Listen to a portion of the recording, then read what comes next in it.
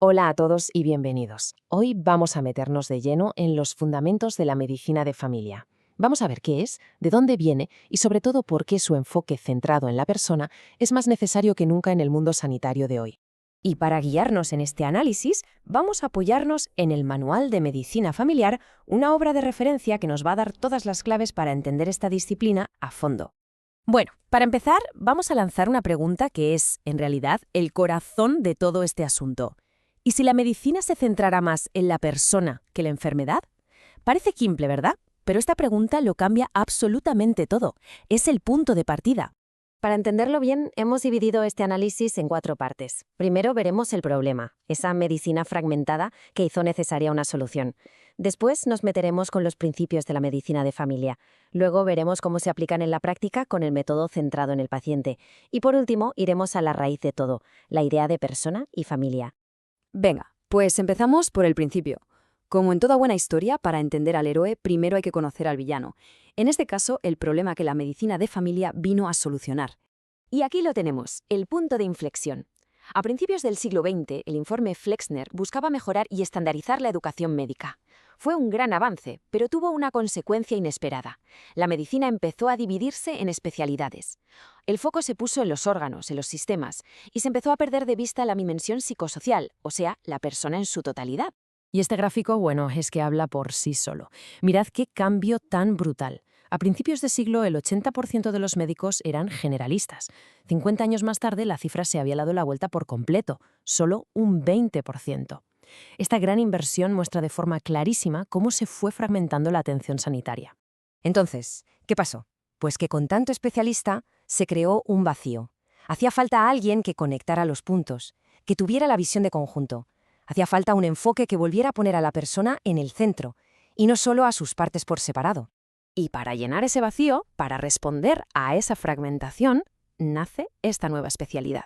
Ahora vamos a ver cuáles son sus pilares, los principios que definen su famoso modelo biopsicosocial. Aquí está la definición oficial, y hay que fijarse bien en 2 palabras clave, continua e integral. Continua porque no es una foto de un momento, sino una película. La relación médico-paciente se construye a lo largo del tiempo. E integral porque junta las piezas del puzzle, lo biológico, lo clínico y lo conductual para tener la imagen completa. Y estos 9 postulados de Ian McWhinney son, básicamente, el ADN de la especialidad.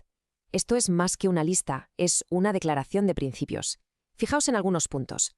El compromiso es con la persona, no con la enfermedad. Se busca entender el contexto de lo que pasa. Y cada consulta, cada llamada, es una oportunidad para prevenir. Esto dibuja un perfil de médico que va mucho más allá de ser un simple técnico de la salud. Muy bien, ya tenemos la filosofía, está claro. Pero ¿cómo se lleva todo esto a la práctica? ¿Cómo se aplica este modelo biopsicosocial en el día a día de una consulta? Vamos a ver el método. Ojo, porque esta distinción es probablemente el concepto más importante de todos. La medicina tradicional se enfoca en la enfermedad, que es la alteración biológica, el dato objetivo. Pero la medicina de familia va más allá e incluye la dolencia, que es la experiencia subjetiva. Es cómo vive esa persona su problema. La misma gripe no es igual para un autónomo que para un funcionario, ¿verdad? Pues eso es la dolencia. Entonces, ¿cómo se explora esa dolencia? Pues a través de estas 4 áreas.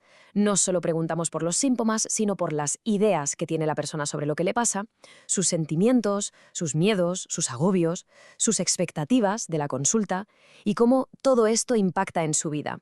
Así es como la consulta pasa de ser un interrogatorio a ser una conversación de verdad. Y ya llegamos al núcleo de todo, a la base filosófica sobre la que se construye todo este modelo. ¿Por qué se insiste tanto en la persona y en su contexto? Pues porque a todo este enfoque parte de una idea muy potente de lo que es una persona. No es solo un cuerpo que funciona mal. Usando la definición clásica de Boecio, se entiende que cada individuo es un ser único, irrepetible y con una dignidad propia, y por eso no se le puede reducir a una enfermedad o a un número de historial clínico.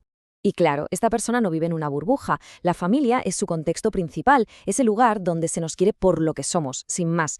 Por eso, entender cómo funciona esa familia, por qué momento está pasando, es una parte fundamental del diagnóstico y del tratamiento.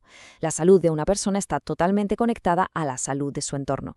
Y todo esto nos lleva a una reflexión final. Ahora que estamos en la era de la inteligencia artificial, de la superespecialización, este enfoque nos plantea una pregunta clave. ¿Y si el mayor avance que podemos hacer en medicina no es tecnológico, sino humano? ¿Y si la medicina del futuro consiste, precisamente, en recuperar la conexión con la persona? Ahí queda la pregunta.